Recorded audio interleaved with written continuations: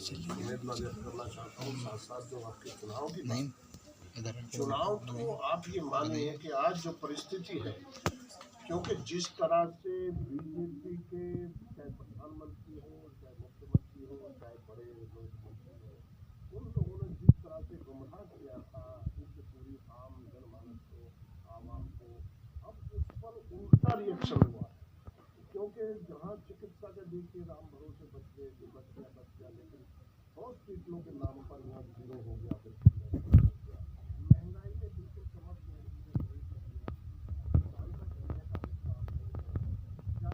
तोला जाना चाहिए, वहाँ दलाली चल रही है, व्यापारियों का गेहूँ तोला जा रहा है।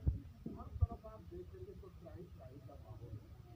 किसान भी परेशान है, व्यापारी भी परेशान है, मजदूर तो परेशान है ही। बेरोजगार इतना हो गया है युवा कि आज वो तलाश में है आखिर वो क्या करे।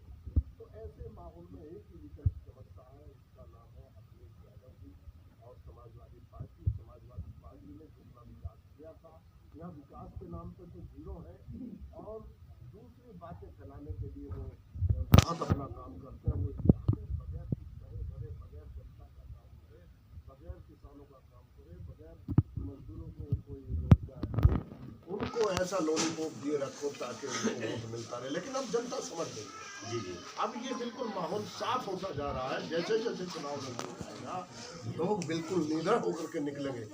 जी सर, आपने महंगाई का नाम लिया सर, मैं आपको बताऊंगा, लगातार आप देख रहे हैं किसान आंदोलन भी इस वक्त जो है, सारे कानून जो कृषि कानून लेकर आई है सरकार, उसमें भी लगातार अभी सब चल रहे हैं। उसमें कहीं ना कहीं आपकी पार्टी का भी जो है रुख किसानों की ही तरफ है और जो मौजूदा सरकार जिस वक्त है उत्तर प्रदेश में बीजेपी है, उसके खिलाफ आप भी लगातार बोलते आए हैं कि किसान आंदोलन को लेकर के भी आपके लगातार जो है नेता अभी क्यों नहीं है किसान आंदोलन में सर पहुंच रहे हैं?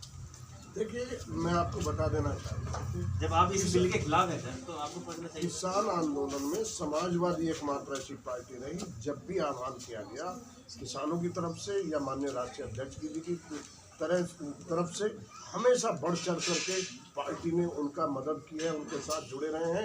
ये बिल वास्तव में किसान विरोधी बिल है और सरकार ने जितना दमन इन बिलों के नाम पर किसानों का किया है उतना कभी इतिहास में नहीं रहा। और आज बिल्कुल किसान पूरी तरह से समझ चुका है कि ये किसान विरोधी सरकार को हम लोगों ने हटाना है। मैं टिकैत जी को बहुत बहुत धन्यवाद देना चाहूँगा कि राकेश टिकैत जी ने इस बीड़े को उठा करके आज तक मजबूती से जमे हैं और वो जमे रहेंगे, क्योंकि आज ये अस्तित्व का सवाल है। ये किसान और मजदूर उन तमाम लोगों के सम्मान का और अस्तित्व अगर नहीं बचेगा और वो अब देखिए, ये जो आपकी लॉकडाउन हुआ इसमें किसान में ही तो काम आया। किसान का अगर खेती ना होती तो आज ये इन्फ्लेशन जो बढ़ा है, मुद्रा स्फीति जो बढ़ रही है, कहाँ पहुंच जाती। मैं कहीं पढ़ रहा था 25 साल के इतिहास में इतनी महंगाई कभी नहीं हुई, चाहे वो पेट्रोल हो, डीजल हो, दवाई हो, हॉस्पिटल हो, तमाम चीजें इतनी महंगाई हो गई है कि आम आदमी सर्वाइव कैसे करेगा, सवाल ये आ गया। सर, कोविड के वक्त में भी ऑक्सीजन की महामारी रही है, आप सब लोगों ने देखा है, हॉस्पिटलों में बेड वगैरह नहीं मिले हैं, तो कहीं ना कहीं ये भी आप कहना चाहेंगे सरकार की नाकामी है? नहीं, इससे बड़ी तो नाकामी हो ही नहीं सकती। सरकार को कई सालों से पता चल रहा है कि कोविड के नाम पे बुरा महामारी फैलने वाली है और फिर ना कोई हॉस्पिटल का इंतजाम है, ना बेड का इंतजाम है, ना ऑक्सीजन का इंतजाम है, ना डॉक्टर का इंतजाम है, ना दवाई का इंतजाम है। अगर हॉस्पिटल में अगर कहीं सिलेंडर की जरूरत पड़ी तो 20-20 30 हजार का। आखिर दवाई किस रेट पर बिक रही है, दवाई मिल नहीं रही, वो इंजेक्शन जिनकी जरूरत पड़ी वो अवेलेबल नहीं था, अवेलेबल भी तो बहुत महंगे। सर, सेंट्रल में भी बीजेपी है और आपके राज्य उत्तर प्रदेश में भी बीजेपी सरकार है। जो सरकार लंबे वादे करती थी, कहीं ना कहीं आप ये कहिए कि सरकार की नाकामी है। अब ये पहला नंबर बीजेपी आ रहा है जो चुनाव होंगे कई राज्यों में, उसमें उत्तर प्रदेश ऐसा राज्य है जो ये दिखाएगा आईना। ये बंगाल में पहला आईना दिखाएगा, बंगाल में सर और इन्होंने बहुत प्रयास किया, पूरी मेहनत की, पूरी सरकार जो भी कुछ कर सकती थी, पूरे साधन, पूरी रैलियाँ, पूरे जो भी कर सकती थी, चाहे चुनाव आयोग या कुछ तो किया, लेकिन फिर भी जीत ममता बनर्जी के माध्यम से पूरी आम जनता के लिए वही काम होने जा रहा है उत्तर प्रदेश में। उत्तर प्रदेश में भी बिल्कुल वो बम्पर जीत है और वो जीत का फायदा पूरे इस सरकार को, एनसीआर को, दिल्ली को मिलेगा और आने वाला जो पार्लियामेंट होगा उसमें ये उत्तर प्रदेश से खत्म हो जाएगी आप कहेंगे? बिल्कुल बिल्कुल। सर एक चीज़ बताएं, उत्तर प्रदेश में क्या आपकी पार्टी किसी पार्टी से गठबंधन में मिलेगी आपको?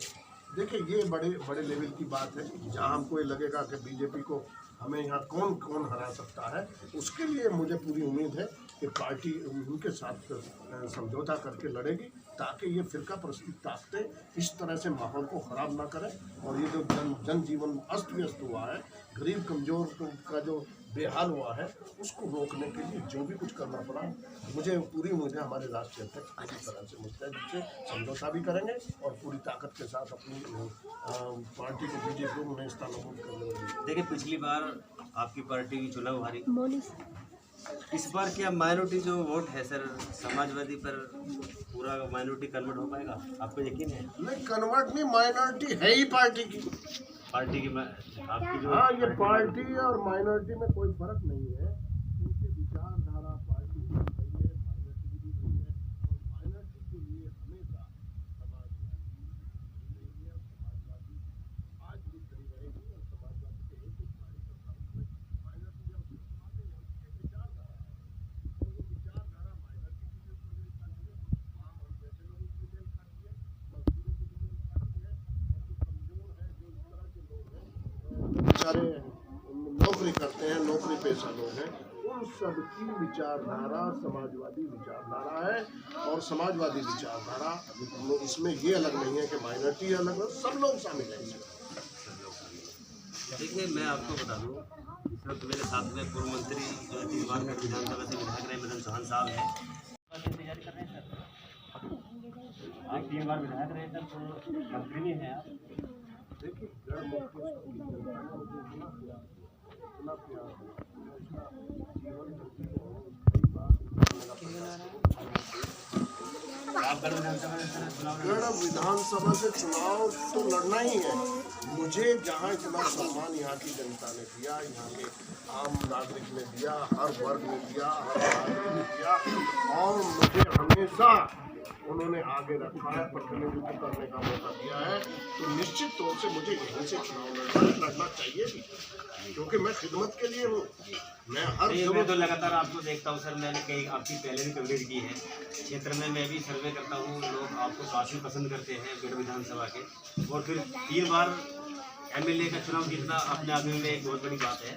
और जहाँ तक उम्मीद है आप लोगों की बात को खड़े करते हैं, इसलिए लोग आपको पसंद शायद करते हैं। नहीं, मेरा देखिए आम ऐसे लोगों से मेरा वास्ता ज़्यादा रहता है जो मेरी वर्ग के हैं, मुझे उनसे घुल मिल करके रहना, उनकी दिक्कत में उनको दुख है, तकलीफ है या खुशी है, तो मेरी ड्यूटी बनती है कि मैं उनको पूरी मदद करूं, उनके साथ रहूं और यही मेरा मिशन भी है।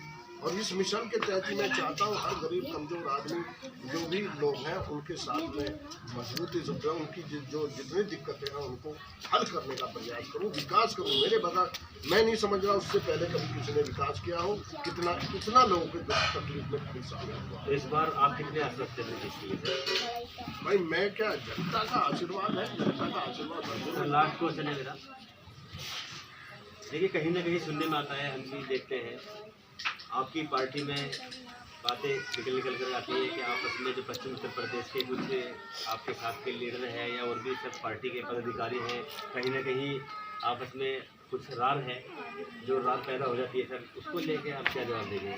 देखिए हमारे लीडर हैं माननीय अखिलेश यादव, जो राष्ट्रीय अध्यक्ष हैं। नहीं सर, जो क्षेत्रीय पदाधिकारी हैं, वही मैं बता रहा हूँ, यहाँ पर पूर्व एमएलए वगैरह हैं, वही बता रहा हूँ, वो हमारे अध्यक्ष हैं, मुख्य सचिव हैं हमारे माननीय रामगोपाल जी। इनकी अगुवाई में हम सब लोग कार्यकर्ता हैं।